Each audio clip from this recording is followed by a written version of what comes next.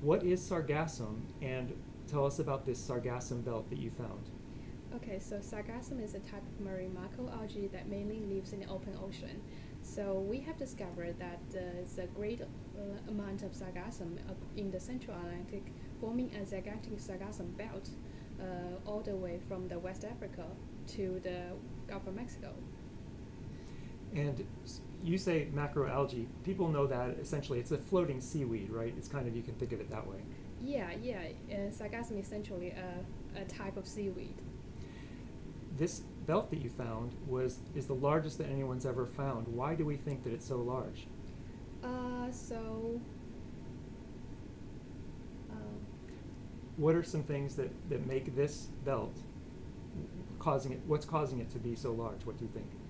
So we have analyzed some of the nutrient data, and we found those collections to the increasing nutrient supply from the Amazon River due to the deforestation, fertilizer consumption.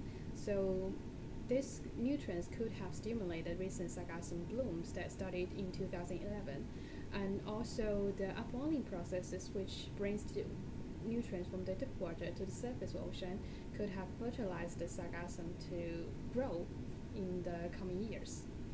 How big was it at its largest, and when was that?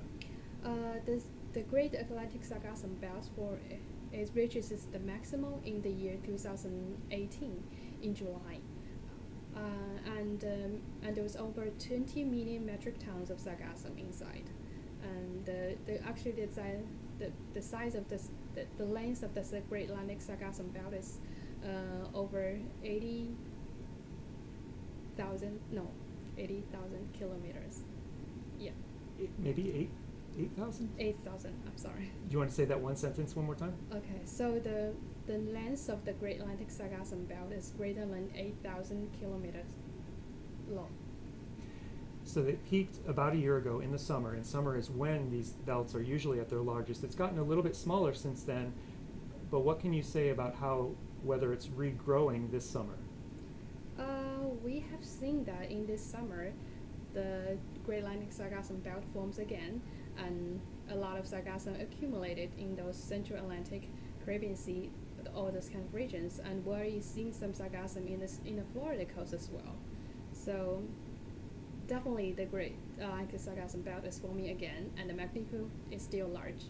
What does it look like when it washes up on beaches, and how could that affect humans?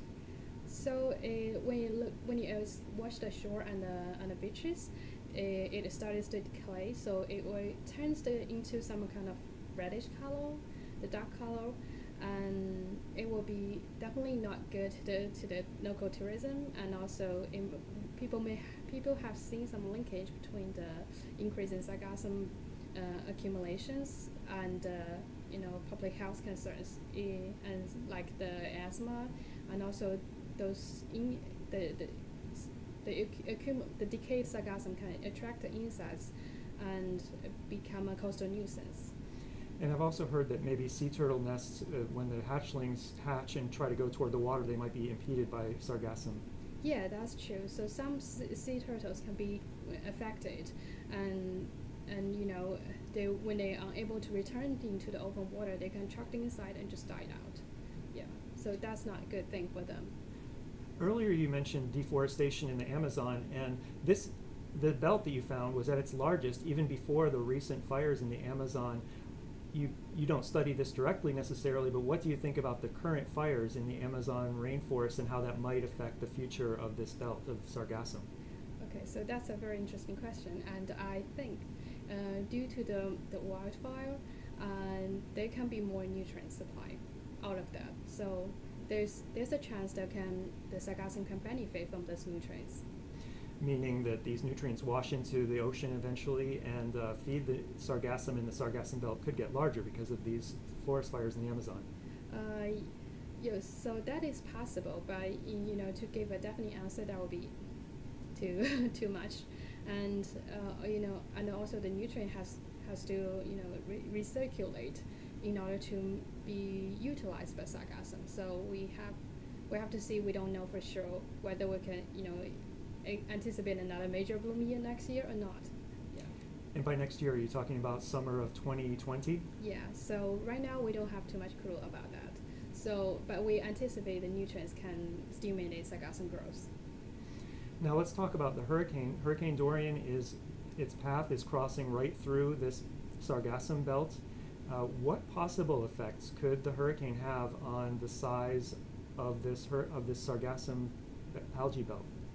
So in the past, we have analyzed very limited data and found that when the hurricane comes through, the sargassum major features can be disturbed. But when the hurricane come past the belt, the major sargassum features may reform again. But those are just based on very limited observations. We don't know for sure. But it's possible that the hurricanes can disturb the features a little bit. And there's also a possibility that they can reform in later on. And also another important factor that hurricanes may have on sargassum is that the hurricane may bring the water from the deep sea to the surface ocean, so it can enrich the surface ocean to fertilize to nourish the sargassum growth. Because there's nutrients in the deep ocean water, and that might get stirred up by the hurricane, and that might actually help to expand the Sargassum belt. Yeah, that's true. So some of the nutrients may be utilized by the sargassum eventually. So maybe the best thing to say is that you'll be studying it, but we don't know for sure how Hurricane Dorian or other hurricanes might affect the Great Atlantic Sargassum belt. Yeah, that's true. So we still have a long way to go to understand that. And those were the questions that I wanted to ask you. Is there anything else that people should know about sargassum or about the sargassum belt or about the hurricane and how it might affect the sargassum belt? Maybe I want to emphasize one thing, like the sargassum is not necessarily a bad thing.